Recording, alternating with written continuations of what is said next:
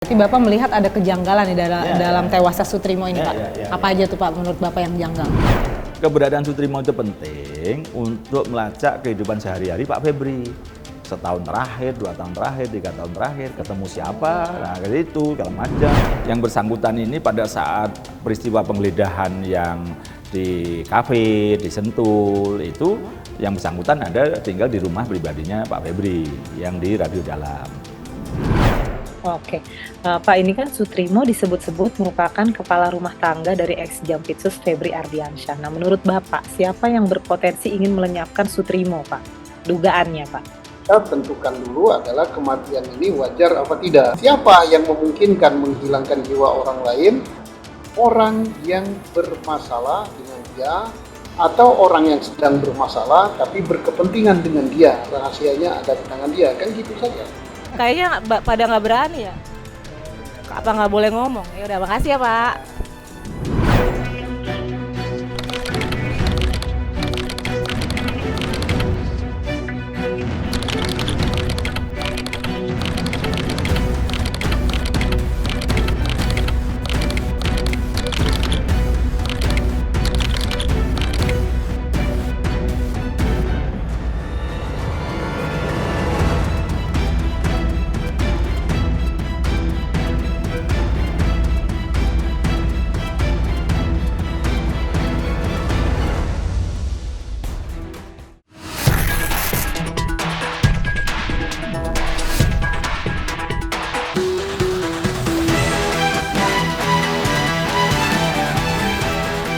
Oke Zoners, klinik Morden di kawasan Kebayoran Baru Jakarta Selatan ini kabarnya sudah 5 tahun tidak beroperasi. Dan kalau Oke Zoners lihat, ini bentuk bangunannya juga sudah tidak terawat dan banyak sekali daun-daun kering di sekitar sini.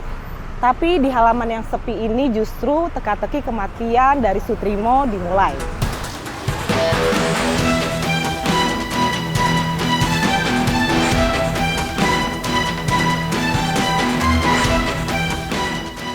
Kamis pagi pukul 6.37 waktu Indonesia Barat, Sutrimo ditemukan tergeletak di sekitar lokasi ini dalam kondisi mulut dan hidung keluar busa. Nah, menariknya ambulan yang menjemput Sutrimo kabarnya dipesan secara online oleh pihak yang belum terkonfirmasi identitasnya.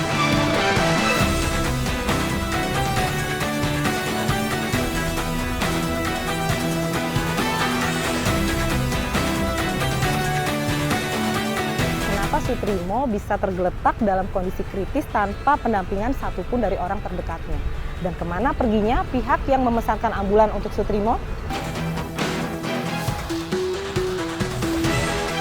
Oke Zoners, kita akan bertanya sama salah satu penjaga warung yang tepat berada di samping klinik Morden. Klinik itu udah berapa lama ya kosong, Mbak? Nggak tahu. Mbak udah lama kerja dagang di sini? Baru pelusan. Oh, baru perusahaan. Tapi kenal nggak sama yang tinggal di sebelah? Nggak pernah keluar orangnya? Nggak pernah belanja ke sini? Nggak tahu maksudnya orangnya sayang. Oh, nggak tahu. Tapi pas kejadian sempat lihat ada yang tergeletak gitu nggak? Nggak tahu juga saya di dalam. Oke, makasih.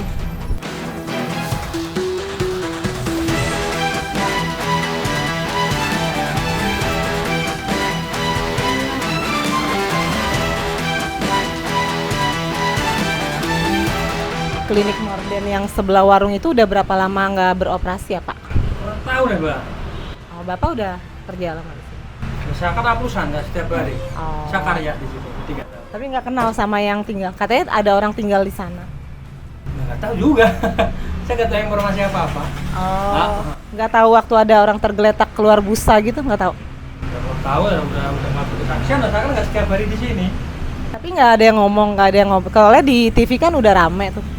Nggak tahu juga. Silakan cari informasi ke sebelah-sebelah. Nggak tahu semua Pak. Bahkan warung sebelahnya nggak tahu.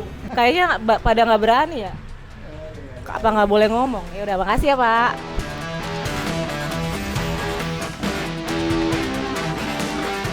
Kemarin tahu kejadian yang di klinik Morden kemarin nggak? Yang ada orang tergeletak gitu. Kurang tahu saya, Pak. Udah lama kerja sini? Udah, cuma belum tahu ya, kemarin. Oh, tapi nggak kenal sama orang yang tinggal sana? Enggak. Iya. Terima kasih. Ya.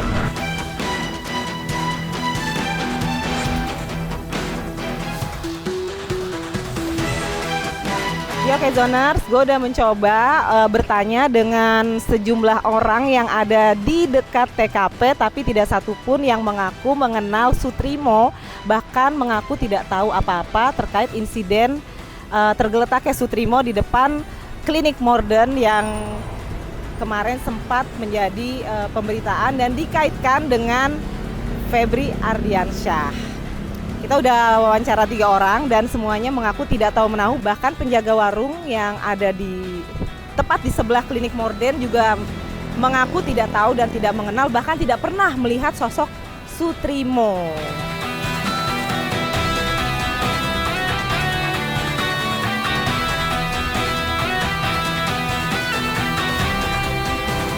Dari klinik Morden, ambulan membawa Sutrimo ke Rumah Sakit Muhammadiyah di Taman Puring ini. Tapi saat di IGD, tim medis menemukan Sutrimo sudah meninggal dunia dengan kondisi tubuh tertutup kain. Ada apa dengan Sutrimo?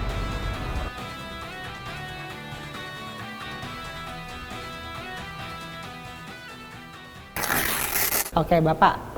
Bapak bagaimana melihat kasus Sutrimo ini, Pak? Tewasnya Sutrimo ini kan kemudian dikait-kaitkan dengan ex-Jampitsus Febri Ardiansyah, di mana dia disebut sebagai orang yang bekerja pada Febri Ardiansyah. Nah, menurut Bapak gimana tanggapannya? Ya harus didalami karena ini memang banyak menimbulkan pertanyaan dan saya juga coba menggali dan mendalami kira-kira apa yang bisa terjadi. Profil memang dia bahkan sampai levelnya dia anggap sebagai kepala rumah tangga. Gitu loh. Meskipun itu sebenarnya bukan jabatan resmi juga gitu. Tapi Sutrimo bekerja dengan Febri Ardiansyah itu benar, Pak? Benar. Kalau itu memang bekerja dengan bekerja. Bahkan levelnya yaitu jadi jabatan kepala rumah tangga. Jadi bukan sekedar membantu gitu. Bahkan lebih tinggi lah kira-kira kan gitu yang mengkoordinasikan yang mengkoordinasikan. Nah, selang sehari 2 hari kemudian itu Pak Sutrimo itu balik ke rumahnya di Cilacap. Setelah penggeledahan itu? Ya, selesai penggeledahan itu, penggeledahannya di anu loh ya, di Sentul sama di kafe. Di rumah itu belum. Oh, yang di rumah belum? Belum. Rumah kan dijaga TNI waktu itu? Ya, dan sampai sekarang belum digeledah rumah jadi itu. Jadi pada waktu rumah itu dijaga TNI, Sutrimo itu ada di rumah itu? Ada. Ya dijaga siapapun, pokoknya peristiwanya kan ada waktu itu hari Kamis kan gitu kan, Rabu, penggeledahan sampai malam itu kan Rabu. Ya. Nah, Rabu sampai malam itu diduga Sutrimo ya masih tinggal di situ sampai hari Jumat lah kira-kira kan itu. Entah Sabtu atau apanya dia pulang ke Cilacap semingguan. Terus dia diminta balik lagi ke Jakarta, ditelepon lah. Kamu di mana? Di Cilacap. Terus kemudian ya udah, kamu balik Jakarta. Iya, tapi enggak punya uang saku. Nah, terus kemudian ditransfer ke uang ke rekeningnya dia, baru dia balik Jakarta. Itu yang minta balik ke Jakarta Febri? Iya, diduga begitulah. Tapi Bapak melihat ada kejanggalan di dalam tewasnya Sutrimo ini, Pak? Apa aja tuh Pak menurut Bapak yang janggal? Ya, peristiwa-peristiwa itu terutama yang kaitannya dia pada saat penggeledahan di Sentul, di rumah di dalam ini kan tidak digeledah. Nah, potensi dia tahu banyak hal. Banyak hal. Sehari 2 hari itu kan karena polisi tanda kutip tidak menggeledah. Apakah tidak berani tidak menggledahnya kan gitu kan, bisa kan gitu kan. Betul. Nyatanya yang kafe, restoran, Sentul digeledah. Ini kan geledah. Padahal setahu saya pribadinya nggak digeledah. Ya, setahu saya itu ada izin geledah juga di situ. Ada apa? Izin penggeledahan. Ada izin penggeledahan ke rumah pribadi Febri tapi tidak dilakukan. Tidak dilakukan. Ini dan juga polisi salah juga gitu ya. Kemungkinan Sutrimo tahu nih kenapa polisi tidak menggeledah. Iya, kan perintah penjagaannya ketat itu satu. Dan bisa jadi kenapa dijaga ketat ada sesuatu yang dijaga juga selain orang. Ada sesuatu yang dijaga di dalam rumah itu. Iya, selain orang. Tidak boleh digeledah. Iya, dijaga ketat. Karena gitu dijaga aja. ketat. Ya. Bukan berarti tidak boleh, tapi polisi kan bisa aja jiper duluan. Nggak berani. Ya, kita karena penjagaannya udah terlalu sangat ketat itu. Tapi yang jelas polisi Kota Tipikor sama Polda Metro Dirkrimsus setahu saya sudah mengajukan izin geledah itu sampai di angka 12 atau 13 tempat. Dan itu sudah dapat, setahu saya loh ya, diduga sudah ada izin penggeledahan dari Ketua Pengadilan Negeri Jakarta Selatan, termasuk rumah pribadi.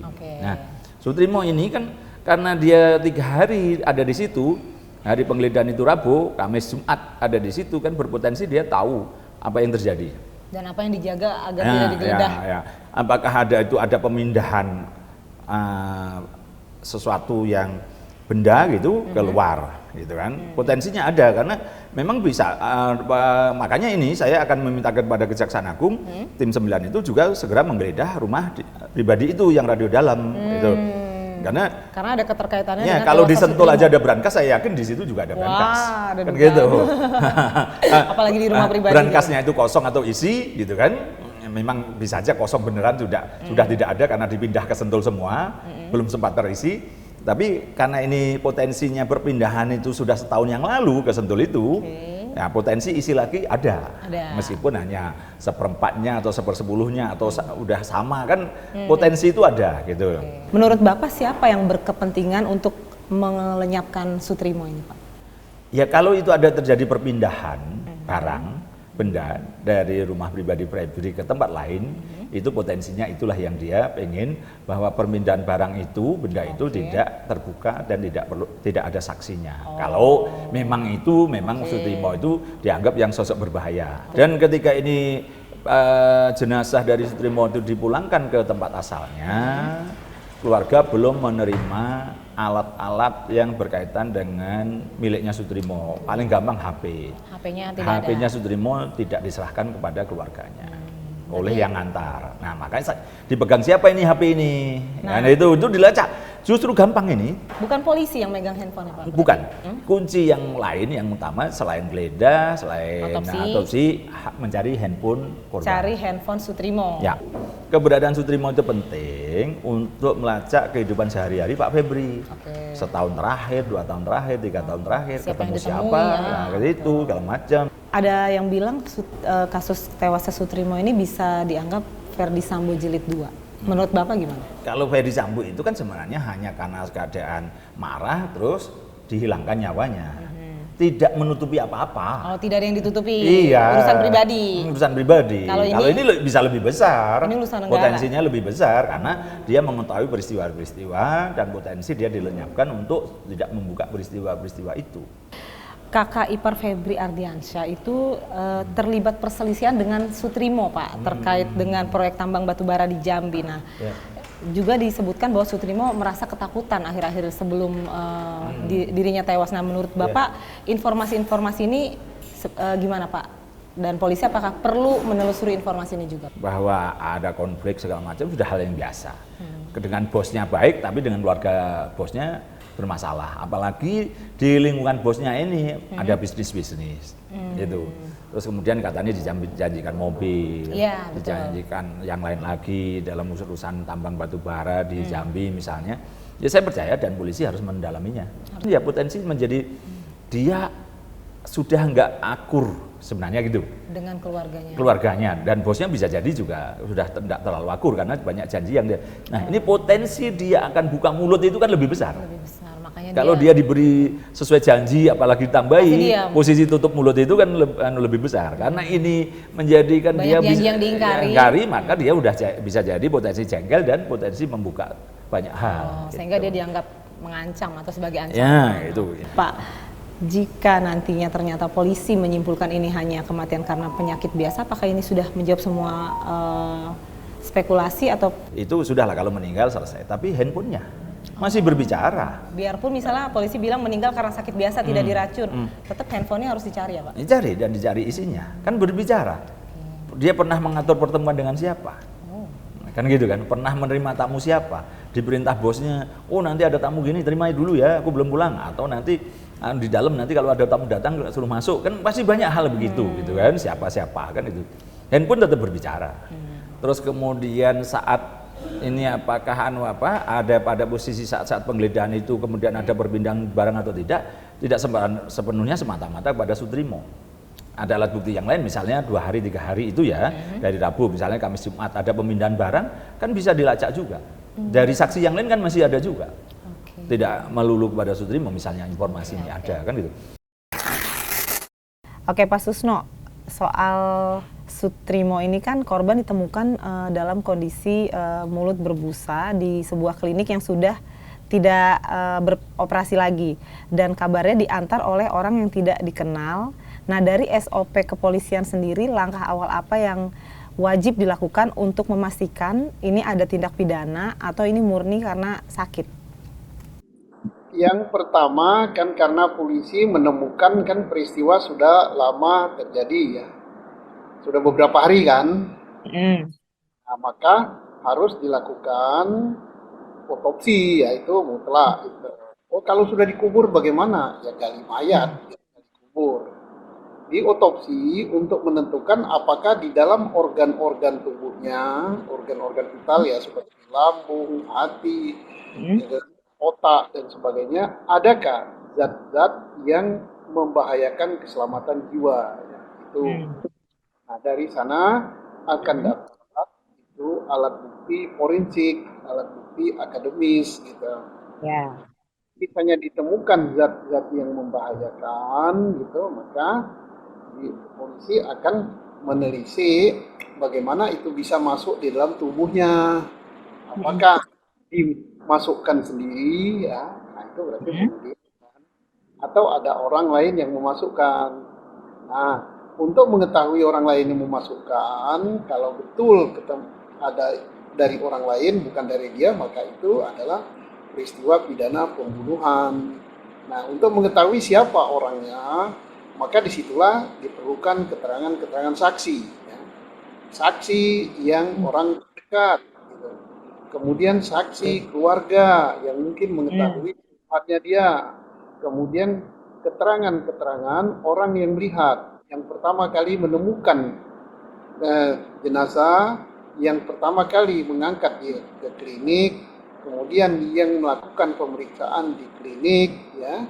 Kemudian setelah itu selesai, maka berupaya untuk mencari alat bukti lain. Tarik mundur sebelum dia peristiwa itu ada apa gitu. Bisa 1 menit sebelumnya, 1 jam sebelumnya, terus mundur dia ketemu siapa dan sebagainya. Ya syukur-syukur kalau waktu ditarik mundur itu ditemukan bukti alat bukti saintifik ya. Misalnya berupa apa? Berupa CCTV. Nah itulah gunanya apa namanya keterangan saksi. Nah minimal 2 alat bukti untuk menentukan peristiwa itu apa dan untuk menentukan siapa pelakunya. Pak, ini kan ponsel dan barang-barang pribadi korban ini kan kabarnya hilang atau tidak diterima oleh pihak keluarga saat jenazahnya diantar. Nah, seberapa vital peran ponsel ini untuk mengungkap kasus ini dan apakah ada potensi semacam perintangan penyidikan gitu, Pak, menurut Bapak? Jangan dua dulu, jadi bingung ya, dengar ya. Jadi ponsel itu kegunaannya apa ya? Hmm. Ponsel itu untuk mengetahui yang bersangkutan berkomunikasi dengan siapa. Komunikasi elektronik Hmm. bisa berupa telepon, bisa berupa WA, SMS atau ya, mengirim email gitu. Nah, Ya. pertanyaan berikutnya, eh, ponselnya tidak ditemukan, tidak ada pada keluarga. Ya, Polri berupaya untuk mencari ponsel itu. Hmm. Kalau tidak ketemu bagaimana? Nah, kalau tidak ketemu kan ada emailnya. Nah, dilacak di situ bisa diminta keterangan dari operator. Ya, apakah operatornya Telkomsel atau Halo atau XL dan sebagainya itu demi penyidikan Polri bisa minta rekaman pembicaraan atau rekaman WA dan sebagainya. Dan juga penyidik Polri ya, terutama yang dari cyber ya, bisa Ya. melacak melalui 2 arah, komunikasi 2 arah. Bagaimana komunikasi 2 arah? Artinya dengan siapa kemungkinan besar si korban ini mengadakan pembicaraan elektronik ya, komunikasi elektronik. Pertama pertama dengan keluarga bisa Ya. dilakukan. Yang kedua dengan orang tempat dia bekerja. Nah, katanya dia